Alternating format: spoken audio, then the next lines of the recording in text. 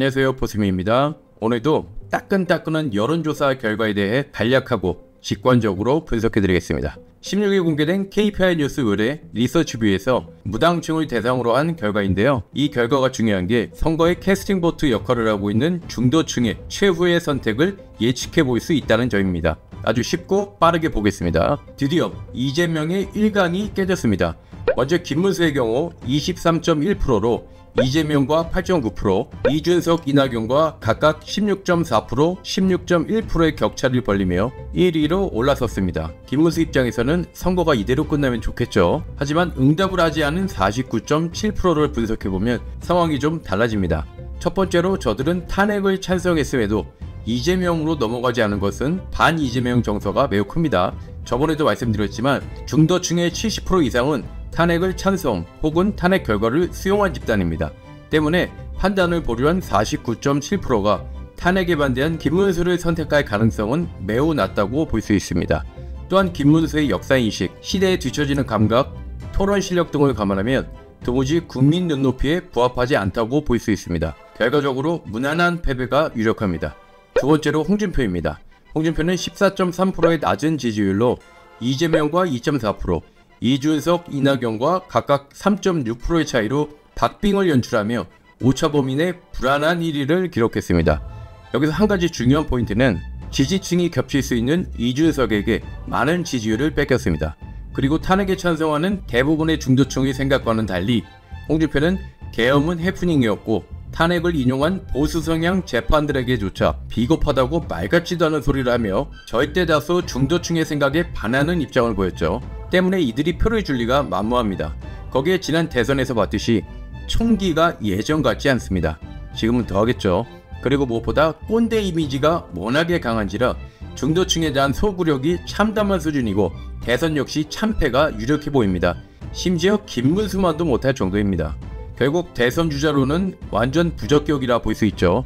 참고로 홍준표가 자신이 대통령이 되면 유승민을 국무총리 시킨다는 말을 공공연히 떠들고 다니고 있죠.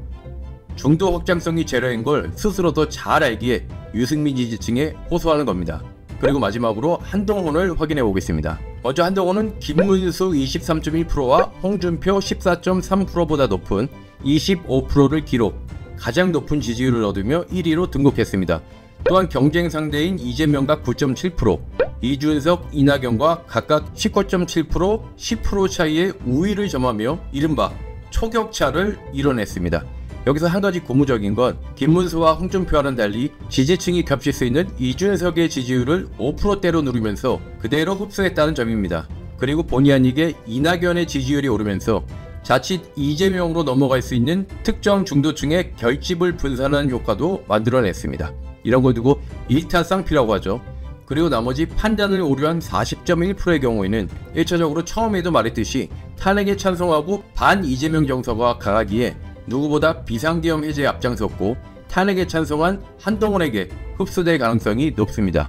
2차적으로는 실제 본선 토론에서 한동훈이 토론 실력으로 이재명을 압도하고 특히나 정책과 비전에서 차이를 만들어내는 모습을 보여줄 경우 40.1%를 모조리 쓸어올 가능성이 크다 봅니다.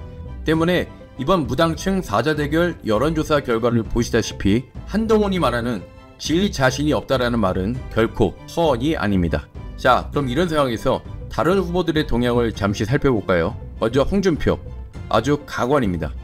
이번 계엄만으로 사실상 국민들의 기본적 인권이 침해되거나 피해를 본 사례가 없습니다. 유시간 국민들을 놀랍게 하는 해프닝이었어요. 해프닝이고 바로 계엄 해제 요구권 행사하고 끝났어요. 헌재 재판, 보수 진영 재판관들은 한 번 더 기회를 주자. 스스로 알아야 할 기회를 주자. 그렇게 했어야죠. 예. 그렇게 했어야죠. 개념 논리가 아니고 예. 보수 재판관이었다면 그렇게 그 계엄 사태의 내성에 대해서 실질적 피해가 없었으니 한 번 더 기회를 주자 할 수 있었다. 예. 입법하지만. 그리고 이 영상을 보시면 아시겠지만 이 양반은 굉장히 위험한 의식을 갖고 있는 사람입니다. 당시 계엄 선포 이후 대한민국은 셧다운됐고 전 국민이 밤잠을 설치며 불안에 떨고 금융시장은 박살나 주식은 폭락, 환율은 폭등, 나라는 온통 아비규환, 무엇보다 평생 국가를 위해 헌신해오다 윤석열 명령에 의해 졸지에 내란 혐의로 구속된 수많은 군경들, 그리고 그 가족들은 도대체 무슨 죄입니까? 이 사람들의 인생이 송두리째 파탄났음에도 해프닝이었다? 이 정도의 분별력이라면 행여나 저 양반이 대통령이라도 된다면 나라 꼴이 어떻게 될지 감이 오시죠? 마지막으로 나경원은 뭐하고 있는지 살펴볼까요? 노코멘트 하겠습니다. 오늘은 여기까지.